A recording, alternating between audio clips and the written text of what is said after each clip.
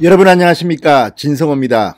새로운 민주당의 대표로 이낙연 의원이 선출됐습니다. 제가 이미 말씀드렸지 않습니까? 이미 다 거의 결정된 내용이고 또 크게 감동도 없었습니다. 문제는 이낙연 신임 대표의 임기가 원래는 2년입니다. 그런데 사실상 7개월짜리입니다. 7개월짜리라는 꼬리표가 붙어있는 대표입니다. 과연 뭘 할 수 있을지는 한번 두고 봐야겠습니다. 오늘 선출된 당대표에게 기대와 희망보다는 좀 좋지 않은 이런 평을 해야 하는 마음도 아픕니다. 저도 개인적으로 이낙연 의원, 이낙연 신임 대표와는 기자실부터 좀 알았습니다. 친한 건 아니고 한 번씩 모임에서 같이 술을 마셨던 사이입니다. 동경특파원을 지냈고 동아일보 기자였습니다. 그리고 그 뒤 정치를 시작했습니다. 김대중 대통령이 아주 예뻐했던 기자였습니다. 동교동 출입기자 중에서는 DJ의 신임을 톡톡히 받았고, 그래서 DJ에 의해서 정계에 입문한 오선 의원, 언론인 출신의 오선 의원입니다. 당 대변인, 무슨 대변인, 대변인만 5번 했을 정도로 대변인으로서의 평가는 좋았습니다. 일은 화끈하게 합니다. 밑에 부하들한테 굉장히 엄격했다고 합니다. 그런데 문제는 지금은 기회주의의 꼬리표가 달고 다닙니다. 과거에는 몰랐는데 총리가 돼 보니까 이인자의 이미지가 너무 강했습니다. 그래서 종로 국회의원이 된 뒤에 여러 가지 사건들이 터졌습니다. 윤미향 의원 의혹 등등.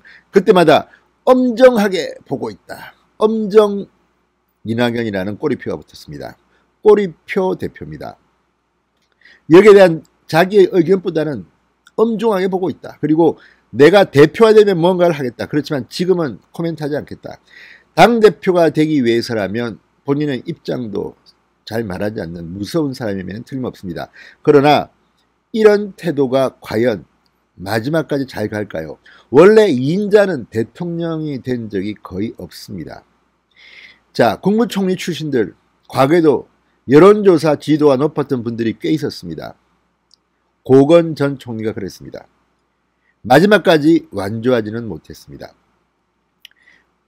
반기문 전 유엔 사무총장도 비슷한 캐릭터로 평가되기도 합니다. 그렇지만 이낙연은 거기에 비하면 정치인으로서의 쌓아온 내공이 있습니다. 그럼에도 왠지 이낙연 총리 말만 번들어하다. 실속, 본인의 뚜렷한 카리스마 이런 것들이 약하지 않나는 생각도 듭니다. 오늘은 당선된 날이니까 덕담을 해야겠지만 덕담을 하기가 좀 그렇습니다. 왜냐? 이낙연 의원은 이번 당대표 선거에 남아서는 안 됐습니다. 지금 대통령 선거가 얼마 남지 않았습니다. 후내년 3월에 합니다. 그러면 지금부터 따져봅시다. 지금이 8월 이제 끝났으니까 9월, 10월, 11월, 12월, 그 다음에 3월이니까 7개월, 1년 7개월 남았습니다. 대통령 선거가 불과 1년 7개월 남았는데 이낙연 신임 대표는 대통령 후보로 출마하기 위해서는 대통령 선거 1년 전에 당대표를 그만둬야 합니다. 이게 민주당 당헌 당규입니다. 그렇다면 길게 해봤자 내년 3월까지입니다. 그러니까 임기 2년 중 3분의 1을 채우지 못하고 떠나야 하는 그런 운명의 반쪽짜리도 아니고 3분의 1쪽짜리 대표에 불과합니다. 대표로서 활동할 수 있는 기간은 불과 7개월. 이번 정기국회 끝나면 거의 할 일이 없을 겁니다. 본인도 비슷한 뉘앙스의 발언을 한 적이 있습니다. 자, 이렇게 하는 이유가 뭐겠습니까? 민주당의 대통령 후보가 되기 위한 게 아닌가 싶습니다. 한동안 이낙연 의원은 각종 여론조사에서 압도적인 1위를 차지했습니다. 그러나 지금 이재명 경기도지사가 대법원 판결을 받고 난 뒤 역전됐습니다. 이재명이 1등으로 나온 여론조사가 몇 개 나왔습니다. 트렌드는, 추세는 이낙연은 내려가는 것, 이재명은 올라가는 겁니다. 그런데 이 두 사람 다 제가 볼 때는 민주당의 대통령 후보가 될 가능성이 낮아 보입니다. 너무 약하기 때문입니다. 보수 진영으로는 이 두 사람 중 한 명이 대통령 후보가 되면 땡큐 베리 마치입니다. 아주 좋습니다. 만만한 후보라고 저는 판단합니다. 민주당은 그렇게 간단치 않습니다. 지금 조국을 대통령 후보로 만들려는 움직임이 여기저기서 포착됩니다. 단 조건은 법적으로 대통령 후보에 출마할 수 있는 관리가 가능하다면이라는 단서가 붙습니다. 자, 어쨌든 이낙연 의원이 대표가 됐습니다. 오늘 이 득표를 보면 김부겸 전 의원은 개망신을 당했다고 봐집니다.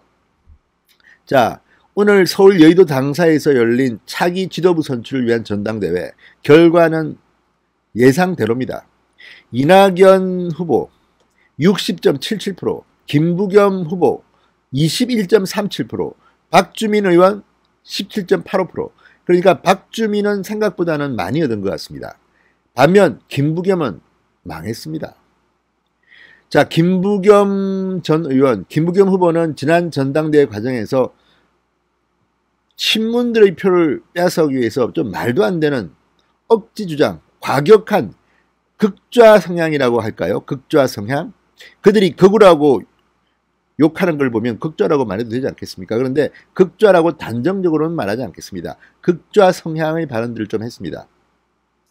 예컨대 전광훈 목사나 특정 교회를 지칭하면서 문재인 정권을 무너뜨리기 위해서 마치 코로나를 퍼뜨리고 있다는 그런 뉘앙스의 발언까지 했습니다. 이것은 폐륜적인 발언이라고 저는 판단합니다. 아무리 표도 중요하지만 이런 식으로 음모론을 펼치는 것이 민주당 대표를 하겠다는 사람의 양식인지 의심스러웠습니다. 역시 예상대로 김부겸은 참패를 했습니다. 이번에 가장 망신을 당한 사람은 김부겸입니다. 이낙연은 뭐 특별히 잘한 것도 없고 그냥 자가격리해 있으니까 너무 쉽게 당선됐는지도 모릅니다. 지금 이낙연 새 대표는 12일째 이 종로에 있는 자기 아파트에서 생활하고 있습니다. 자가격리 중입니다. 12일째입니다. 자, 이런 걸 보면 이낙연 대표는 좋을 겁니다. 너무 편하게 집에서 그냥 보통 이런 선거운동하고 밥 먹고 만나고 하면 굉장히 체력적으로도 힘들고 돈도 많이 들고 조직도 참 힘든데 실수할까 뭐 걱정해야 되는데 이번 민주당 전당대회 국민들의 관심을 별로 받지 못했습니다. 정말 초라한 전당대회였습니다.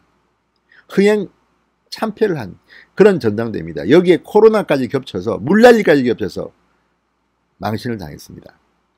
오늘 이낙연 신임 대표는 말했습니다. 수락연설을 통해서 국가적 위기에 저에게 주신 임무는 분명하다. 그것을 저는 5대 명령으로 받아들인다. 그러면서 코로나 전장에서 승리하고 통합의 정치를 하겠다고 했습니다. 마스크를 쓰고 하는 연설은 감동이 적은 게 사실입니다. 그리고 이번 민주당 전당대회를 씀이라는 유튜브 채널로 중계를 했는데 접속자가 아까 제가 보니까 뭐 3, 4천 명 정도였습니다. 정말 관심이 없었던 모양입니다. 그만큼 국민들이 이제 민주당에는 별로 기대를 하지 않는다는 그런 생각일 수도 있습니다. 이낙연 의원, 이낙연 신임 대표의 과거를 보면 앞으로의 미래가 보입니다. 김대중 대통령 때문에 정치에 입문했습니다. 그리고 전남 영광의 가난한 농부의 7남매 중 장남으로 태어나서 광주일고 서울대 법대를 나왔습니다. 동아일보 기자를 했습니다. 자, 그리고 DJ에서 입문한 뒤는 이 오선 의원, 대단합니다. 오선 의원을 했고 그 다음에 총리를 지냈습니다. 자, 이낙연 대표. 그렇지만 호남 출신이기 때문에 대통령 후보로 나올 경우 정치공학적으로는 힘들다는 그런 분석도 있습니다. 영남 후보가 나와야지 문재인, 노무현처럼 상대적으로 영남 지역에서도 표를 더 얻을 수 있다는 그런 공학적 계산입니다. 자, 그래서 영남 출신인 이재명 후보가 더 유리할 거라는 이런 평가도 있습니다. 이낙연 대표로는 이번 대표 7개월 동안 자기의 지지 세력을 확실하게 만들어서 차기 대통령 선거에서 민주당 대표로 경선에서 이기는 게 목표인 것으로 보입니다. 그러나 그런 사심이 있는 대표가 과연 민주당을 얼마나 제대로 관리할 수 있을지, 지휘할 수 있을지 모르겠습니다. 아무튼 오늘은 선출된 첫날이니까 심한 말은 비교적 참겠습니다. 그럼에도 불구하고 지금까지 이낙연 대표가 문재인 대통령에게 눈치를 보이는 그런 모습들, 기회주의자로밖에 보이지 않았다는 사람들이 많습니다. 그런 2인자의 정치가 과연 성공할 것인지, 게다가 7개월짜리 당대표입니다. 꼬리표 대표입니다.